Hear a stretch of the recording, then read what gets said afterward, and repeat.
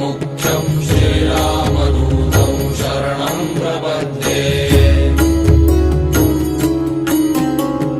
मनोजवं मारुततुल्यवेगं जितेन्द्रियं बुद्धिमतां वरिष्ठं वातात्मजं वानरयूथमुख्यं श्रीरामदूतं शरणं